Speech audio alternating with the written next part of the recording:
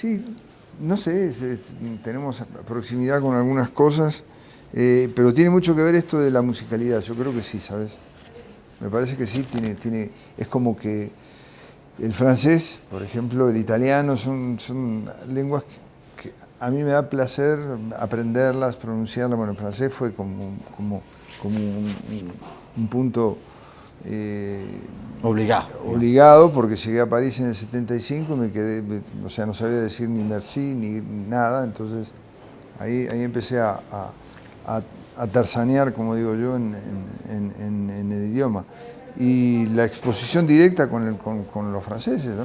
De aprender en la calle. ¿Y cuánto tiempo estuviste viviendo en París? 5 años. 5 años, continuos. Sí. O ibas y venías. No, 5 años continuos. En esa época era así. Yo salí en el 75 de Buenos Aires y con 22 años y me instalé en Francia. ¿Y sales de Buenos Aires para estudiar o por la coyuntura que vivía Argentina en esa época? Bueno, por varias cosas. Primero por curiosidad. Yo siempre digo que fue por curiosidad porque en realidad nosotros, a diferencia de otros países de América Latina, Argentina siempre miró mucho más, puede ser por raíces o lo que sea, a Europa y a Francia en lo que respecta al arte, más que a Estados Unidos, por ejemplo. Digo esto porque es así, es un poco esa la idea, ¿no? Y fue un concurso de circunstancias, fue bastante especial. En el 75 la situación política era muy difícil. Yo no militaba, yo siempre digo lo mismo, no militaba, digamos, yo no me fui porque me estuvieran persiguiendo, pero no volví porque no podía volver. Es decir, en realidad fue esa la situación. Yo me fui en el 75 por curiosidad, porque me parecía que había opciones diferentes, había cosas que estaban pasando en Europa a nivel artístico que eran muy importantes, eran cosas que tenían que ver con una nueva forma de expresión. Entonces surgió, es una cosa bastante particular, hubo una exposición en el Espace Pierre Cardin, que es un espacio cultural en ese momento. Tuvimos una invitación, tuvimos porque yo trabajaba con otro músico, con un poeta, con quien hacíamos canciones, componíamos canciones. Yo tenía, ya te digo, 18, 19 años, y apareció la posibilidad de ir a presentarnos al Espace Pierre Cardin de una forma un poco particular. Ni nos invitaban, ni nos pagaban el pasaje, ni nada, solamente era ir a ver qué pasaba, y estábamos rodeados, era una exposición muy importante de arte latinoamericano y fundamentalmente argentino, donde había una bailarina muy conocida que se llamaba Iris Caccheri, estaba Berni, el pintor, que estaba exponiendo también.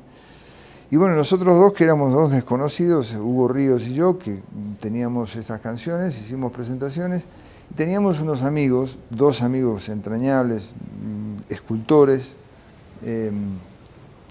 Raúl Pájaro Gómez y Osvaldo Rodríguez, que vivían en Francia, que los habíamos conocido en Argentina, que éramos muy amigos, y nos ofrecieron de ir a ver qué pasaba. Entonces fue un poco esa la ¿Ellos partida. también tenían 19 años? No, ellos eran un poquito más grandes. Más grandes. Un poquito más, ya habían estado, ya estaban con sus familias de allá, instalados, y habían comenzado a hacer cosas, a trabajar. Era una época muy diferente. Europa, Francia era muy distinto. Tuvimos la suerte de ser bien recibidos, no por una causa que digamos que nos vanagloriáramos, era justamente por la causa de que éramos exilados de alguna forma, lo mismo que los chilenos. En el 73 hubo un golpe de Estado, el golpe de Estado de Chile. En el 76, que fue un año después que yo llegué a Francia, también el golpe de Estado en Buenos Aires, una parte sangrienta de la historia, y que a partir de ahí, bueno, esa fue casi una excusa de llegar a Francia, y luego aparecieron otro tipo de cosas vinculadas a grupos de folclore. Yo vengo del folclore, yo he trabajado en el folclore durante toda mi adolescencia y tenía grupos de folclore en Argentina y tocaba charango y flautas un poquito, entonces eso era muy exótico, entre comillas, en Francia, y había ya antecedentes muy importantes de grupos como los Guaraníes, que era un grupo paraguayo, como los Calchaquis, que luego integré durante 2 años más tarde, gente que había hecho cosas muy importantes, y inclusive en el caso de los Calchaquis habían interpretado la música de una película que fue digamos, muy importante, que se llamó Estado de Sitio, y esa película, la música fue compuesta por Mikis Theodorakis, el compositor griego, y ellos la interpretaron. Luego, con el paso del tiempo, cuando ya integré el grupo, en varias oportunidades, y mucho antes de hacer música para cine, tuve la posibilidad de ejecutar en vivo música de Mikis Theodorakis junto con el grupo. Entonces es como que se fue orientando hacia ese lado, ¿no? Nosotros iniciamos esta conversación en tu fecha en la que te vas para Francia. Sí. Previo a eso, ¿en qué momento aparece en ti esa tendencia de la música? ¿Cuándo te das cuenta de eso? Mira, mi familia, mi abuelo tocaba la guitarra, cantaba tangos, basecitos criollos, y mi padrino era sí profesor de guitarra, había estudiado, mi madre tocaba guitarra también, cantaba,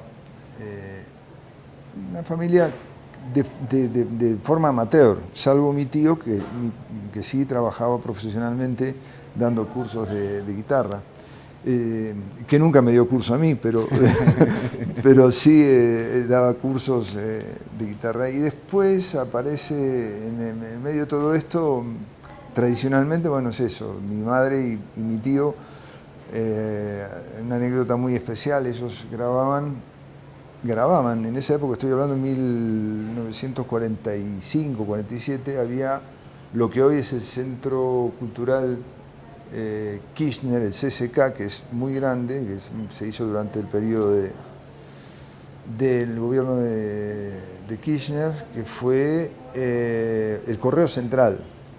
Era enorme, un edificio enorme, y en ese Correo Central había un departamento en el cual la gente mandaba saludos postales, es decir, eran unos discos pequeñitos de pasta.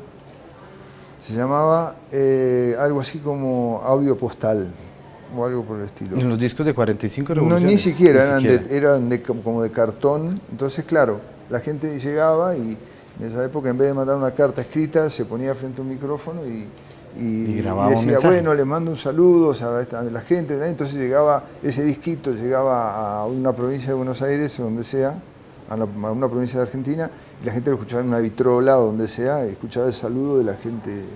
Era una cosa bastante innovadora para la época. Que no tenía pretensiones de ser una grabación profesional, ni mucho menos, de grabación de audio, de música.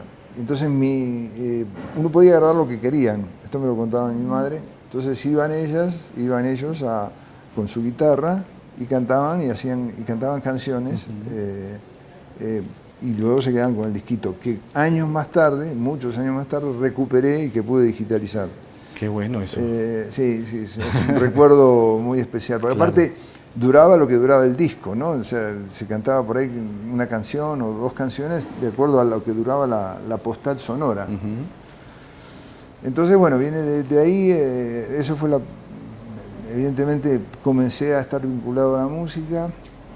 Luego vino la danza folclórica, que mis padres incursionaron en la danza, sobre todo mi madre, para enseñar danzas folclóricas. Tuve la suerte de sentirme como más atraído, no obstante, hace parte de la anécdota también la danza, porque el profesor de danza tenía su grupo de música. Y en ese grupo de música, que era una formación típica de 2 guitarras, un violín, un piano, un contrabajo y una percusión, un bombo, que es parecido a la tambora, un bombo argentino. Y yo tenía entonces se hacían peñas, y las peñas es donde la gente iba a bailar. Y mis padres iban a bailar y nos llevaban a nosotros que éramos chicos, mi hermano y yo tendríamos 8 o 10 años, que ya habíamos empezado a bailar y demás. Pero por supuesto era una fiesta de grandes. Y en un momento de la presentación, digamos, de este grupo, de mi profesor que se llamaba Amaro Santiago Andrada, él sabía que a mí me gustaba la percusión, que me gustaba la música, pero por supuesto no tocaba, tenía algunos acordes de guitarra, no sabía, pero sí podía tocar percusión con más facilidad. Entonces me pasaba la mayor parte de la noche al lado del escenario esperando un momento en particular donde él tenía que tomar una guitarra porque hacían falta una guitarra más, y me llamaba para tocar el bombo.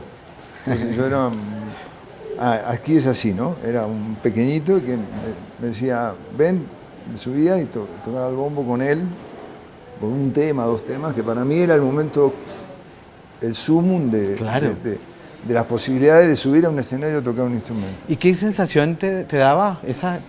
Me da un placer enorme porque, primeramente, rítmicamente siempre me sentí muy cerca de eso por un montón de cosas, ¿no?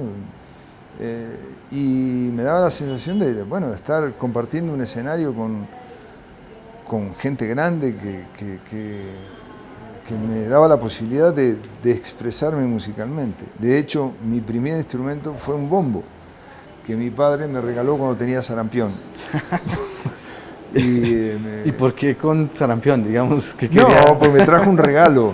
Me trajo un detalle... regalo porque sabía que me gustaba un bombo, entonces me acuerdo que era un bombo pequeñito así. Y ese bombo que me prestaba mi profesor, Amaro,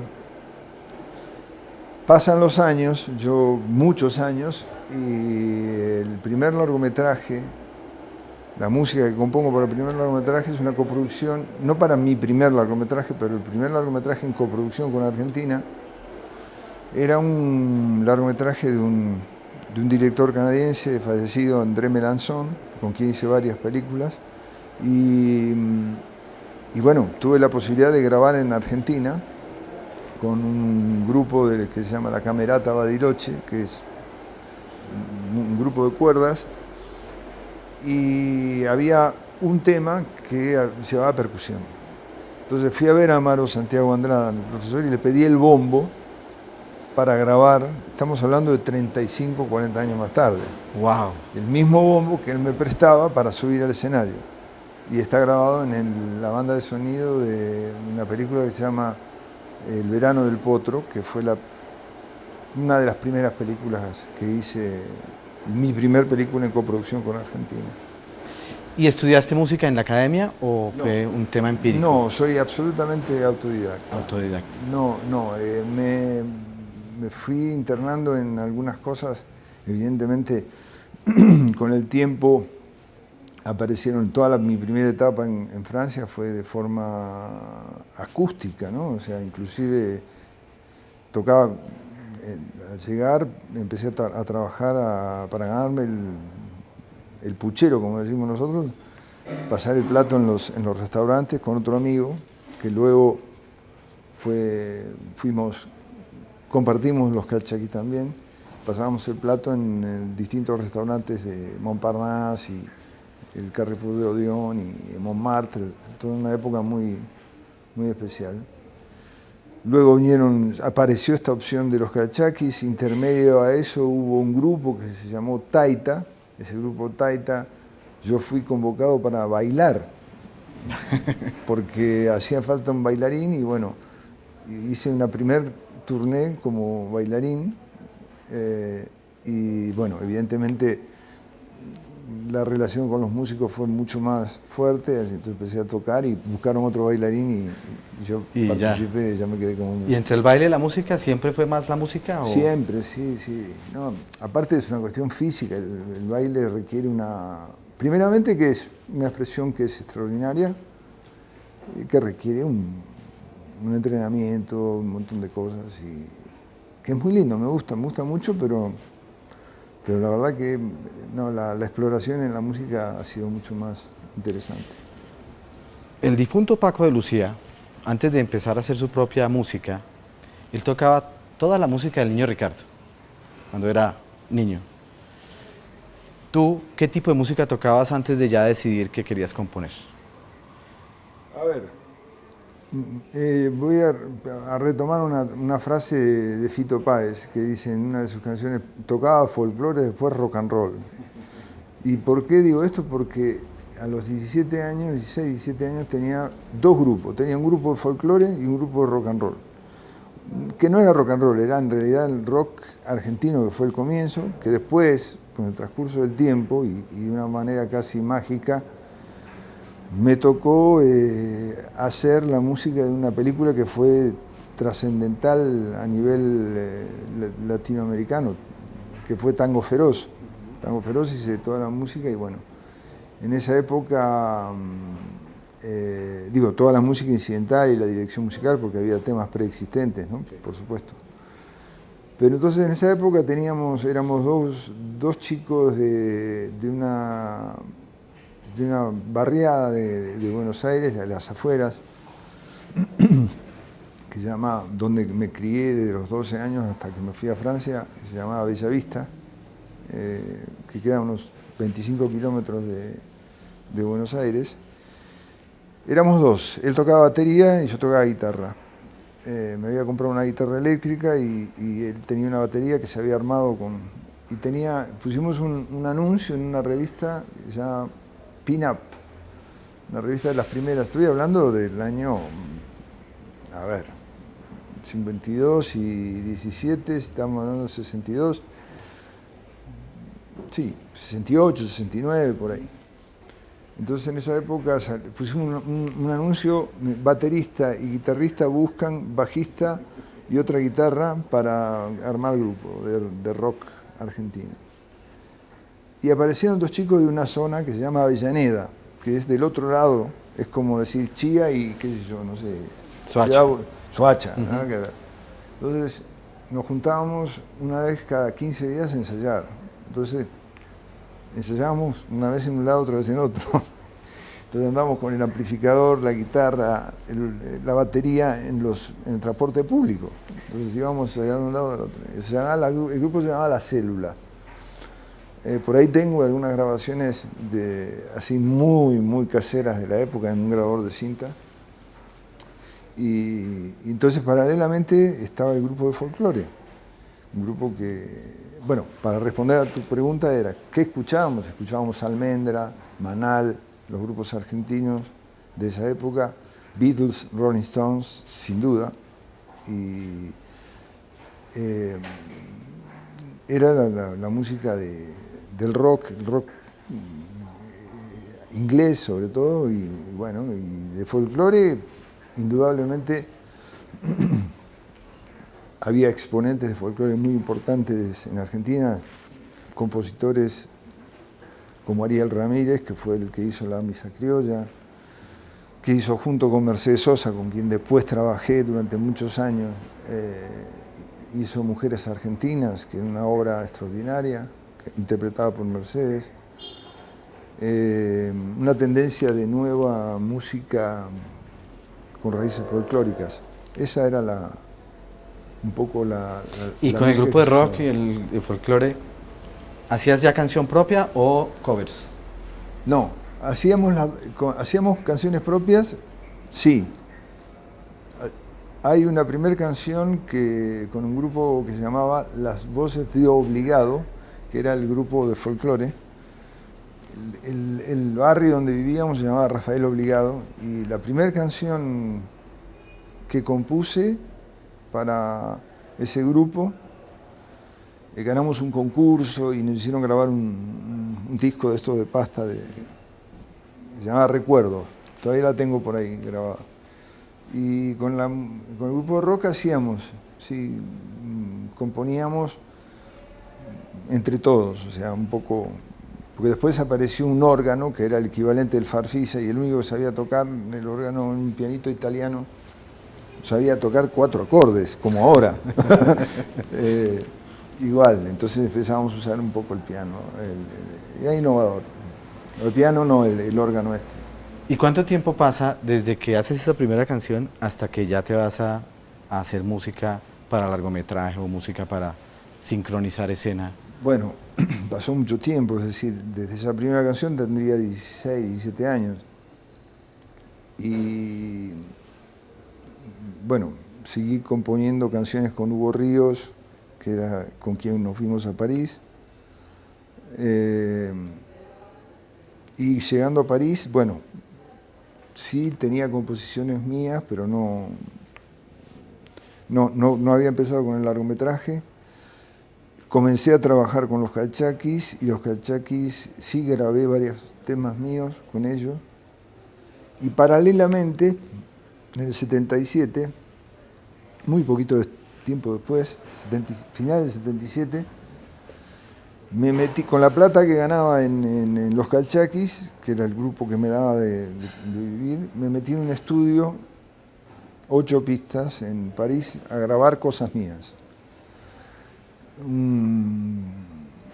Y bueno, eso se transformó en un disco que se llamó Viento del Sur, y en una gira que hice a Canadá, ese tema principal que se llama Distancia, tema principal que había grabado las 8 pistas tocando distintos instrumentos, que tiene también su razón de ser, porque esas 8 pistas o eso que grabé, vi una entrevista en ese momento de Paul McCartney que había grabado Ram, y por supuesto con medios mucho más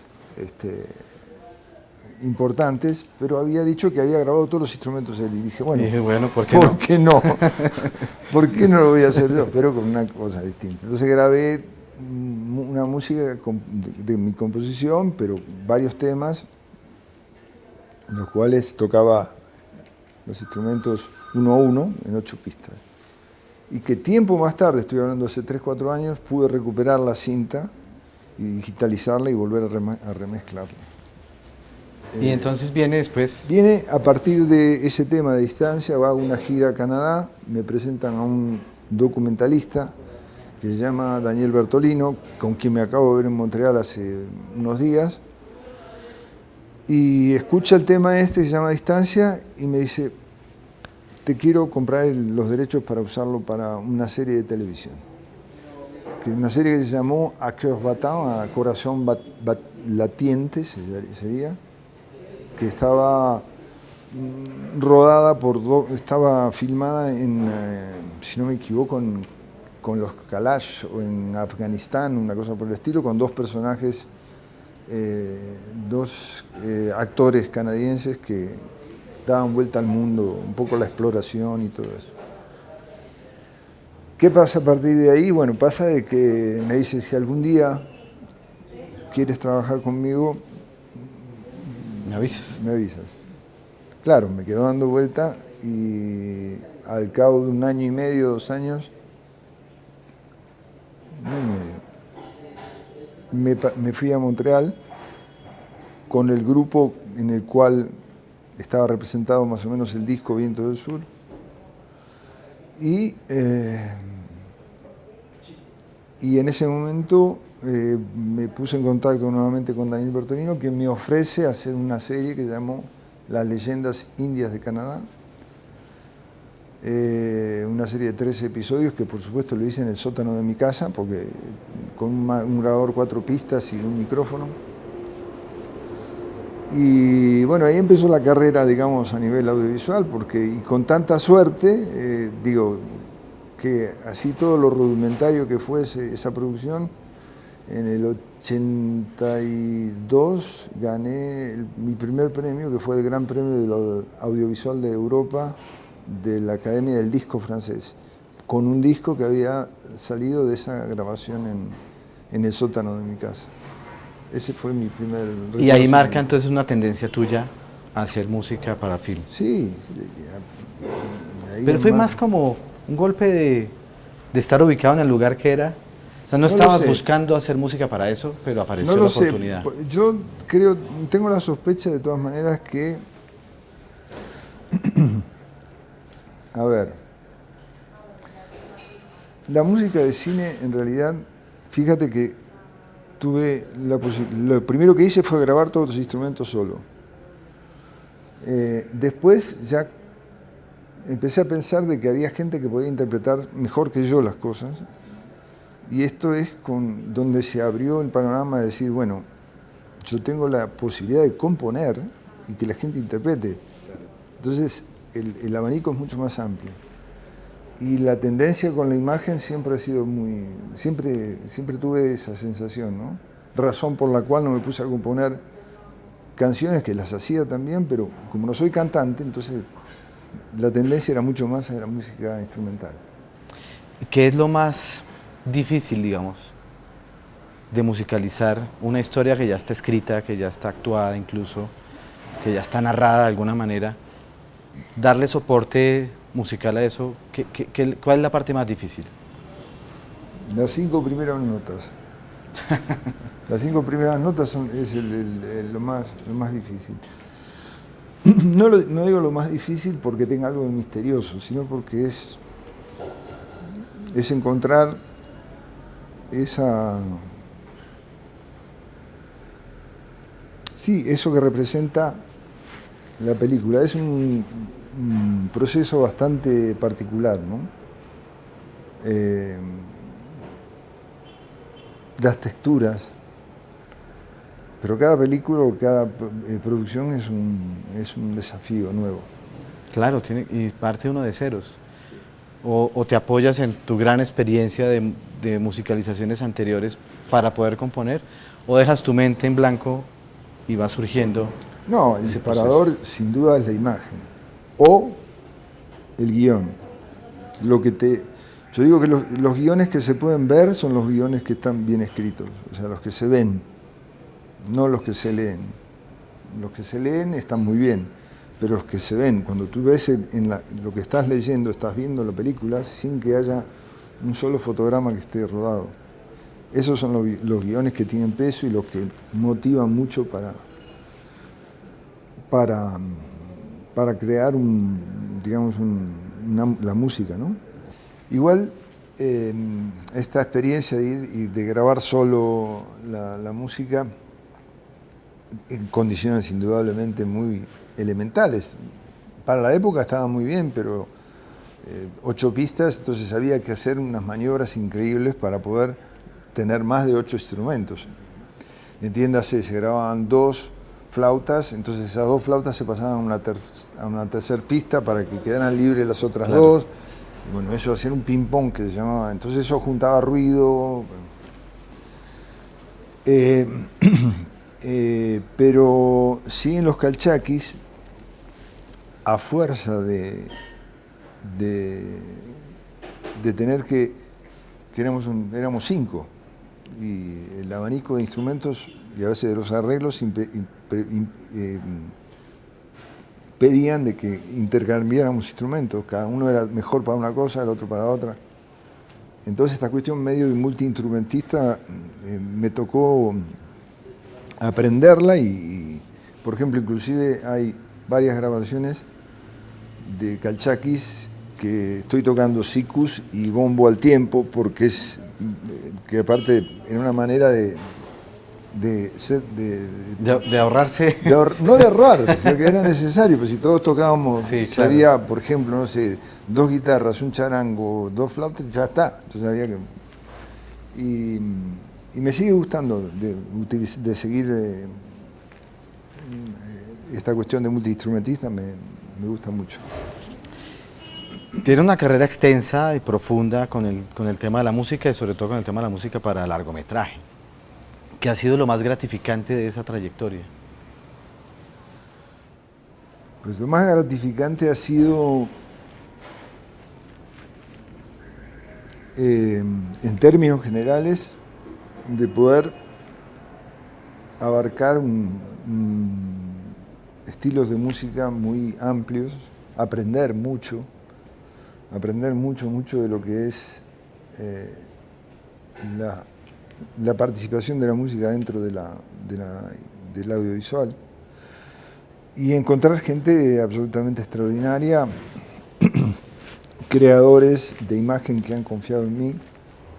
que siguen confiando en esto que es leer entre líneas y poder tejer como un telar dentro de la imagen, haciendo participar la música de la manera que podamos subrayar emociones, crear situaciones especiales. Y bueno, conocer personajes absolutamente extraordinarios y algunas películas que son evidentemente muy emblemáticas, como fue El lado oscuro del corazón de Eliseo Subiela, que lamentablemente desapareció en diciembre del año pasado, falleció. Que confió mucho en mí, fue un gran amigo y un gran director, un mago de la imagen. Y eso me da mucha fuerza para seguir adelante también, ¿no? Para saber que seguir creando en función de las imágenes, que es lo que elegí. Me parece interesante el hecho de cómo conversa un director de la película con la persona que va a musicalizarla. Sí. Porque yo puedo asumir que el director tiene su lenguaje más visual y quien musicaliza tiene un lenguaje más auditivo. ¿Cómo se ponen de acuerdo para poder establecer un solo punto en común y que se vea la historia narrada en conjunto? Mira, hay cosas que pueden darse de una manera la más... hay distintas maneras. Te voy a contar una anécdota que es muy de acá, muy colombiano, que fue el encuentro con Jorge Alitriano. Con él hice Bolívar soy yo. Una película extraordinaria que me divertí muchísimo y que me pareció... Con Robinson Díaz. Con Sí. Robinson Díaz y con... Amparo Grisales. Amparo Grisales. Sí. Yo llego de Buenos Aires, yo lo había conocido en un festival de Cartagena, llego de Buenos Aires porque bueno, me había dicho, mira, quiero que hagas la música, que yo. La película estaba toda desarmada cuando yo la vi en el festival de Cartagena, duraba como 3 horas, bueno, montaje. Bueno, finalmente me llama para hacer la música, me traigo mis chécheres, mis cosas, mi computadora y todo lo demás. Pero los primeros 2 días salimos, fuimos a comer, hablamos de la peli, vimos la película, anotamos algunas cosas, pero nos hicimos amigos. Okay. Nos hicimos amigos, compartimos unos vinos, unas buenas comidas y demás, y prácticamente después no necesitamos hablarnos, o sea, sí, por supuesto. Hay un tema técnico que hay que trabajar ahí. Esa confianza de poder trabajar con alguien que uno se tiene que volver amigo primero es decir, el director te está entregando un bebé que hay que vestirlo y que hay que cuidarlo. Entonces es difícil para ellos hacer ese paso, ¿no? Entonces la confianza es fundamental. ¿Ha habido algún momento en que no te hayas podido entender con un director? Sí. Y no haya salido avanti el proceso, o haya salido avanti pero con mucho tropezón? Ha habido, pero te puedo decirte que son contados, creo que con una mano nomás. No muchos, sino de los directores con los cuales he hecho varias películas. No entenderse con un director tiene que ver con muchas razones. El director no necesariamente tiene que saber qué música quiere, pero como todo en la vida me parece que es más interesante saber lo que uno no quiere que lo que quiere. Si tú sabes qué es lo que no quieres, al menos ya es algo que está resuelto. Por lo menos puedes evitarlo. Claro. Entonces hay directores o directoras que bueno, no necesariamente te eligen. La producción te propone o es la primera vez que trabajan contigo, entonces en ese momento hay que encontrar un punto de equilibrio. Pero ha sucedido muy pocas veces. Me pasó en Canadá con un par de veces con un director, con un ¿cómo se llama? Un telefilm. pero en general no, me entiendo bastante bien. Cuando se compone música, digamos, en esos formatos, que mucha de la música de cine tiene que ver con formato sinfónico, digamos, Sí. y esa música lleva un tiempo componerla. Me refiero a los grandes compositores, en que un Beethoven componía una quinta sinfonía, pero digamos que no había ese limitante de tiempo para escribir la música. Sí. Hoy todo va muy de afán. A ti te llama un director y te dice, quiero que hacer la música contigo. ¿Cuánto tiempo te da para eso? Bueno, primero te digo que quiero marcar la diferencia. Evidentemente los compositores clásicos evidentemente tenían mucho más tiempo y el objetivo era, en términos generales, más allá de componer, era una forma de subsistencia también. Eran en un buen porcentaje eran obras por encargo, como nosotros. Nada más que había más tiempo. En vez de pasarla, de sincronizarla con una película, se hacía el cumpleaños del emperador o no sé, alguna ópera pedida especialmente para una historia en particular. Había cierta libertad, pero bueno, era una suerte de mecenazgo. Esto lleva tiempo, pero también yo trabajo con colaboradores, es decir, no yo. La mayor parte de los compositores de cine trabajamos con colaboradores que van desde uno o más orquestadores, copistas, arregladores. En fin, entonces, depende del tipo de producción, uno tiene que buscar gente con la cual lo ayudan a uno, ¿no? Porque el tiempo generalmente es muy corto. ¿Cuánto tiempo pasa más o menos entre esa solicitud y ya tienes que hacer el entregable final? Si hay afán, que el afán viene de los festivales, si hay afán, no pasa de 2 meses. 2 meses con toda la furia, ¿no? O sea, porque aparte el proceso es corte, corte, corte, corte, corte. Entonces cada vez vos vas componiendo y eso se va acomodando. De macro a micro. Claro, entonces te dicen, no, ¿te acuerdas la secuencia cuando el chico iba corriendo de tal lado a tal otro? Sí, bueno, ahora está, pero en el medio hicimos un inserto, entonces ya esa secuencia te cambió y te cambia todo claro. Pero bueno, es una dinámica que uno termina aprendiendo, ¿no? Cuando te pasa eso, ¿ya tienes el concepto musical, lo tienes creado y te dicen, cambió? No, mira, hay distintos métodos. En realidad no es un patrón de funcionamiento muy estático. Es un patrón de funcionamiento flexible, de acuerdo a los directores. Hay directores que te piden la música, inclusive a la lectura del guión, o por lo menos demos, como era el caso de Eliseo. Eliseo era un gran admirador de la música en todos los sentidos. Entonces, me acuerdo que me llamaba y me decía, te mando el guión a ver qué música se te ocurre, qué música te parece. Entonces, bueno, empezaba a explorar sobre el guión. Hay otros directores que directamente, bueno, llegan con la película semiterminada o dicen, bueno, mira, a ver qué me propones. Y los esquemas varían mucho. Yo trato, en la medida de lo posible, de escuchar mucho lo que quiere el director.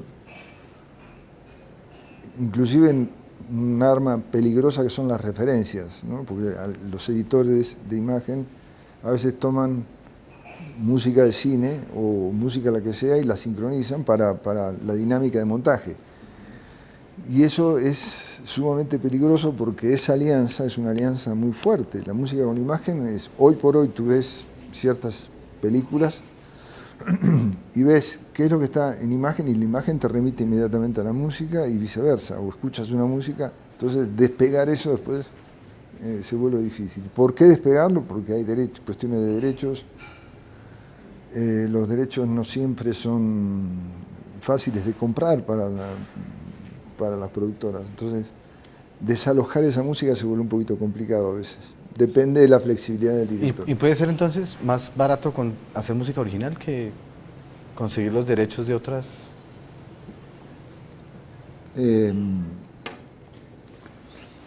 Depende de lo que quieras poner en la película. Pero generalmente Si es música de películas que hay que componer en función de la imagen, donde la duración y los acentos parciales y un montón de cosas, es la composición de la música, sale más barato, sin duda. No es más barato, es aparte más, objetivamente es más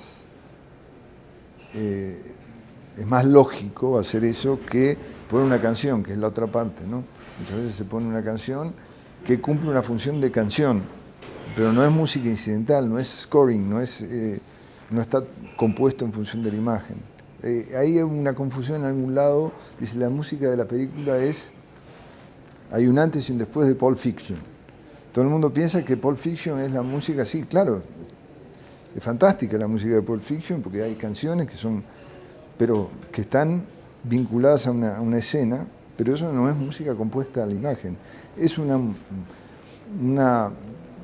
es parte de lo que se llama el sound designer, que decide y junto con el director, de cuáles son las canciones que a veces alimentan muy bien a la historia, otras veces no, pero es eso. Haces la música incidental, que es esa que apoya emocionalmente las escenas. Sí. ¿Y en qué te basas para poder narrar la escena, la imagen, soportarla muy bien con la música? ¿Es a partir del personaje, de la personalidad o del carácter de la escena? ¿Qué te inspira en esos momentos? Hay disparadores que pueden ser, a veces están hasta escondidos abajo de una mesa, ¿no? O sea, uno no sabe. Puede haber una palabra, puede haber un gesto del actor, puede haber un pequeño movimiento, pero esencialmente está la narración que quiere a través de esos gestos o esas palabras que quiere el director, ¿no? ¿Cuál es la emoción que quiere subrayar? Y ahí es donde hay que entrar a tejer, como digo yo, es un gran telar, donde dejar espacios para cada una de las cosas y hacer que no sea tan invasiva la música, porque ese es otro de los problemas, ¿no? Tiene que tener un perfil. Si hay un lugar donde la música puede tener otra presencia, te la tiene que dar el conjunto de cosas. No es solamente tu deseo de que esa música es bonita y que tiene que ir en eso. Tiene que ser un conjunto de cosas. Tiene que decir que el actor o la secuencia o la escena es una escena que te permite eso, ¿no? Entonces ahí el trabajo de cine, de la música de cine, es un elemento más. No es individualista, no es una cosa que yo compuse y ya, sino es un trabajo colectivo. Yo siempre digo que esto es un barco y que el capitán es el director y todos los otros somos marineros que tenemos que hacer lo que nos dice el capitán, por supuesto, y aportar es una suerte de subordinación, para decirlo de alguna manera, a su expresión de arte, a su película, ¿no? Lo mismo sucede cuando uno escribe cosas para músicos. Yo sé que hay ciertos músicos, solistas fundamentalmente, que yo les doy la libertad porque sé que van a ir a buscar otra cosa. Pero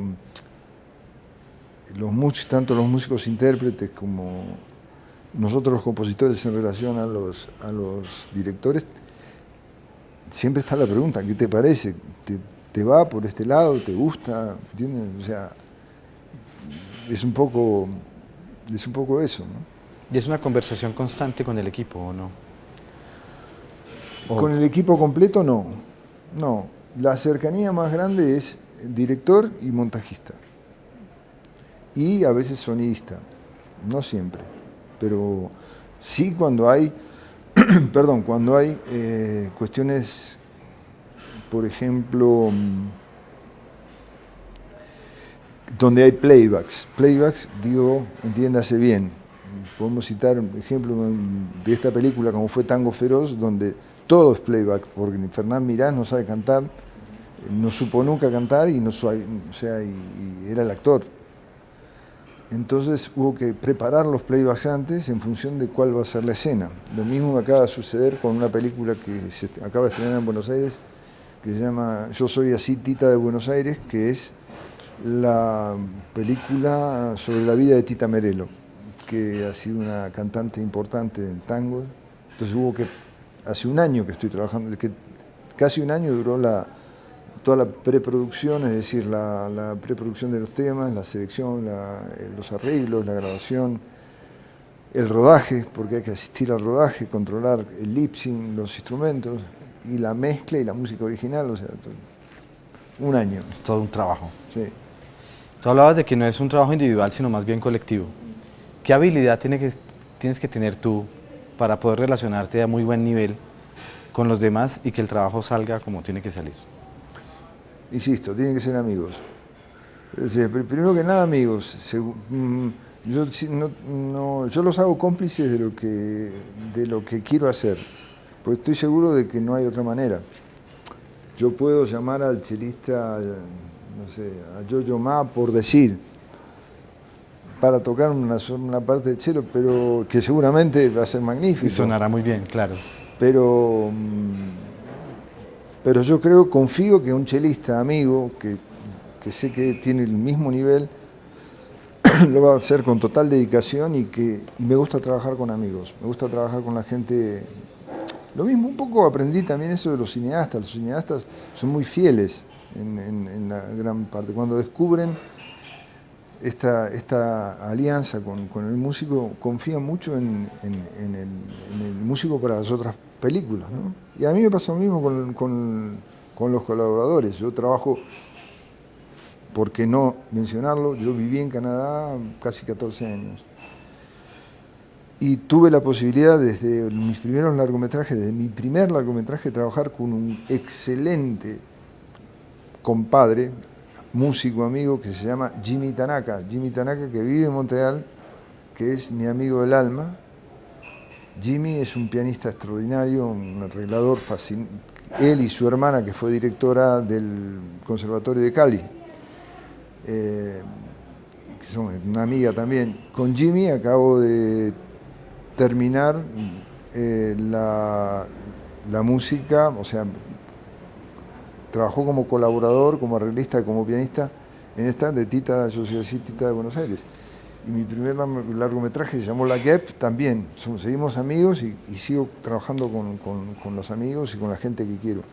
Que dicho sea de paso, aparte porque es un extraordinario músico, y bueno, y lo mismo sucede con músicos otros. El queridísimo Antonio Arnedo, con quien he hecho 1000 cosas acá, me lo he llevado a Vietnam a tocar, a Montreal. No, trabajo soy muy fiel a ese tipo de relación. Y tiene mucho sentido, ¿no?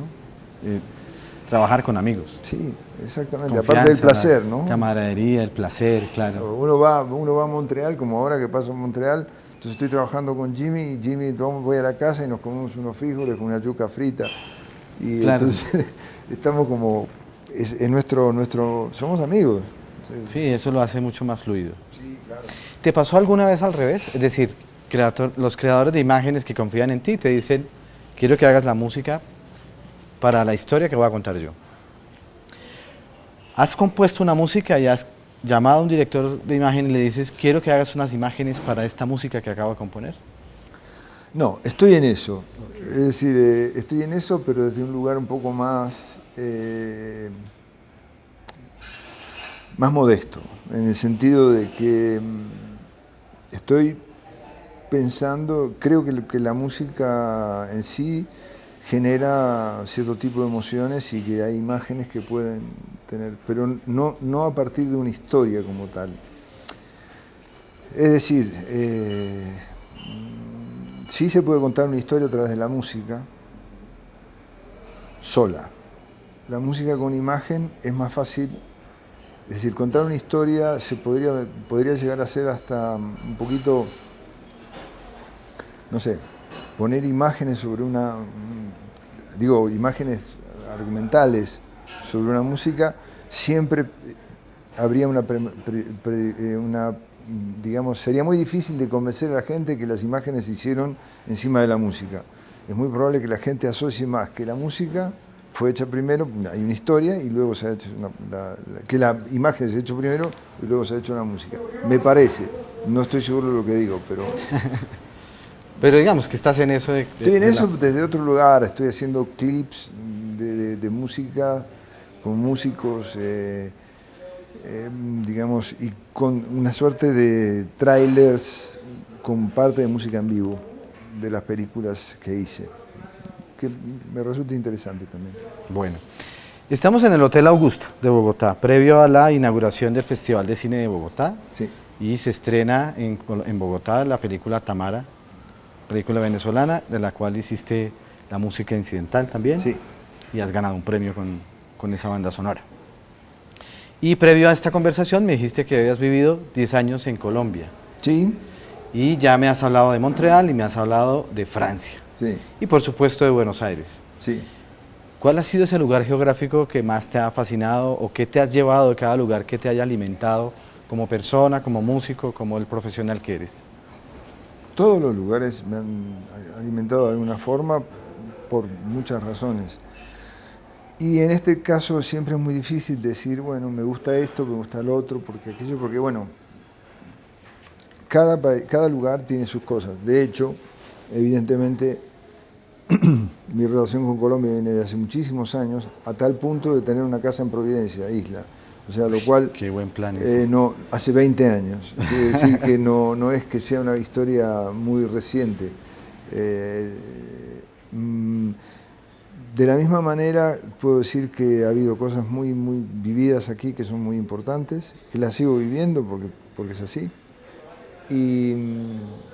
Pero creo que guardo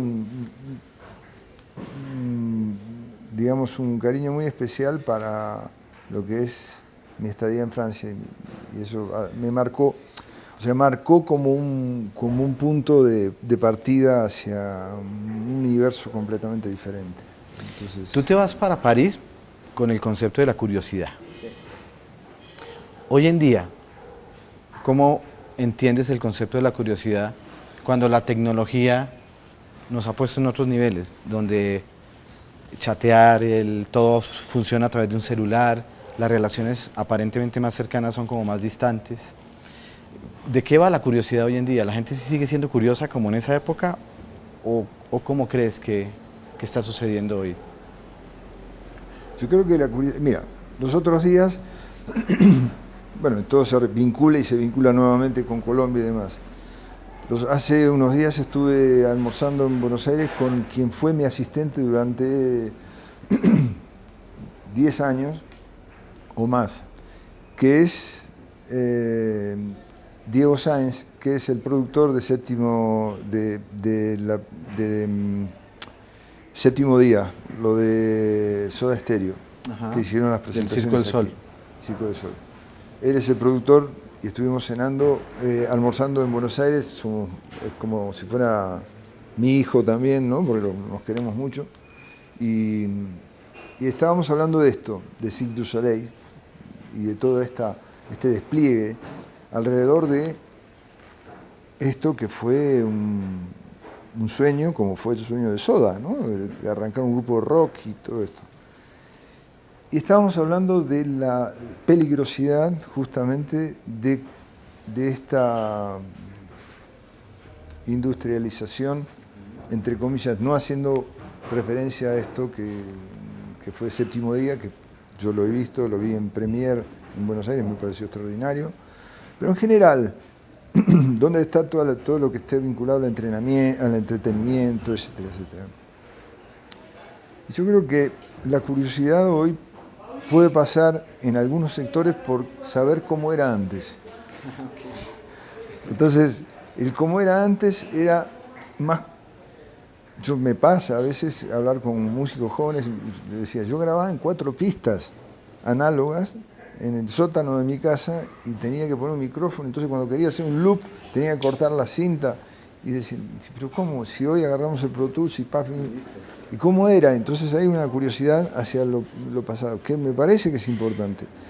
En relación a lo futuro, que es lo que creo yo creo que se ha perdido por lo efímero, La inmediatez. La inmediatez. Yo tengo creo que se creó la cultura de la urgencia permanente. Es decir, antes el teléfono sonaba, y no estoy hablando de una forma que me parece que era mejor o peor, hoy me encanta, me subo al avión y ahora que descubrí que en el avión se puede comprar una hora de internet, estoy en el avión chateando también, pero bueno, es una cosa que tiene que ver con... Pero quiero decir que nos creó esto de la inmediatez, de la urgencia. Entonces, todo es urgente. Suena ¡pling! Suena el WhatsApp y ya es urgente. Hay que contestarlo. ¿Por qué?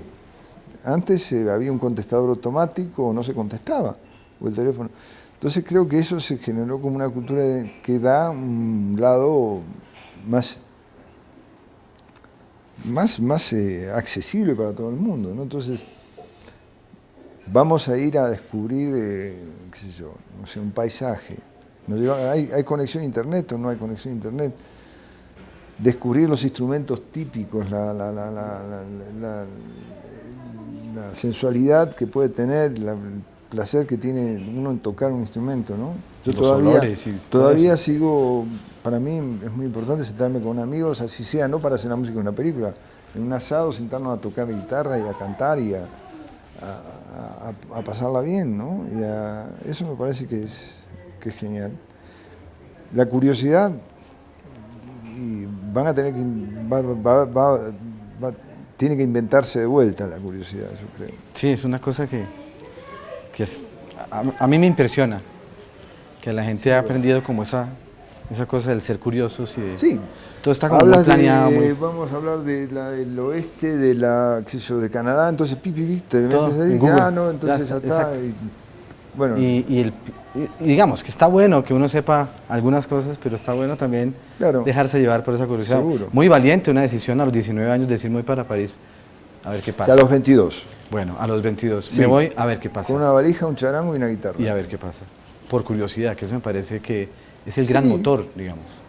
Pues yo digo por curiosidad porque lo que me pasó en realidad fue irme por curiosidad. Después, como te decía, no pude volver durante 6 años porque empecé a girar con Mercedes Sosa y con los Calchaquis, hacíamos la gira de España. Y evidentemente, cuando tengan la tierra, la tendrán, y todo eso era como un movimiento en España que apenas Franco había muerto en el 75, si no me equivoco, y eso era un hervidero. Y por supuesto en Argentina ya estaban los militares y hicimos una investigación bueno, Mercedes no podía volver directamente, tardó mucho tiempo en regresar. Y a nosotros nos dijeron, mire, muchachos, por el momento, mejor no. Si no tienen urgencia, quédense ahí, porque la cosa acá está un poquito peligrosa, y evidentemente tan peligrosa que hubo 30.000 desaparecidos y una historia y una herida que no se cierra y que no se va a cerrar, creo, nunca, porque es una historia oscura y atroz, porque es así. Y mucha gente piensa, no, hemos tenido crítica también de parte de muchos de los que vivimos afuera, aparte de la gente que se quedó, bueno, ustedes no sufrieron toda esta cuestión. Claro, evidentemente estábamos en otro contexto, no dejábamos de hacer todo lo necesario también para denunciar ese tipo de cosas, lo cual nos impedía a su vez el hecho de regresar a Argentina, ¿no? Entonces por eso te digo, me fui sin que me echaran, pero no pude volver porque no podía. Pasaron 6, 7 años antes de elegir. Pues Osvaldo, ha sido una conversación muy agradable. Quiero cerrarla con una última pregunta, contextualizándola. Cuando comenzamos la conversación antes de la cámara, te conté que yo hice un disco de música andina colombiana. Sí. Y que te espero que me lo recibas porque por será supuesto, un honor regalarte. No te vas de acá sin que me lo des. Gracias. Y ese disco tiene el nombre de Santa Clara. Mi mamá, que todavía vive, se llama Clara. Y le hice un homenaje a mi madre porque después de tener a su marido y 5 hijos varones, me parece una santa haber sacado adelante esa familia. Mi mamá cuando cumplió 70, hoy tiene 75, yo le pedí que, como en una especie de tweet, si usáramos Twitter, me dejara su mejor enseñanza en una frase. Y me dijo, sea feliz sin molestar a nadie. Esa fue su frase de enseñanza. Si yo te preguntara lo mismo, esta frase con la que pudieras enseñarle algo de tu vida a alguien, ¿cuál sería esa frase? Soñar. Y hay una... Soñar. Y hay una frase de una canción que hice justamente para una serie aquí que fue Lady, la vendedora de rosas, la cual estaba vinculada justamente a eso, ¿no? A la pérdida de los sueños. Entonces la frase dice: ¿quién dijo que los sueños son tan solo sueños? Eso es. Los sueños no son solamente sueños, los sueños se pueden lograr. Y eso sería, soñar, no dejar de soñar. Bueno, gracias Osvaldo. Gracias a ti. Ha sido un placer conversar contigo y ahora te voy a entregar. Ese es el disco que lo grabamos hace 12 años. Muchísimas gracias. Que contiene composiciones propias de la música andina colombiana, bambucos, pasillos y danzas. Lo escucharé. Gracias y espero que lo disfrutes. Seguramente. Y este es el libro que escribí hace poco, que se llama Musiconomía, con el que te dije que a través de la música cómo hacemos para desarrollar talento en las corporaciones, para hacer del mundo un mundo más amable, más musical, más rítmico, Buenísimo. más generoso y más soñador, como nos acabas de enseñar. Entonces, Muchísimas pues gracias. espero que lo Qué disfrutes. placer. Muchas gracias.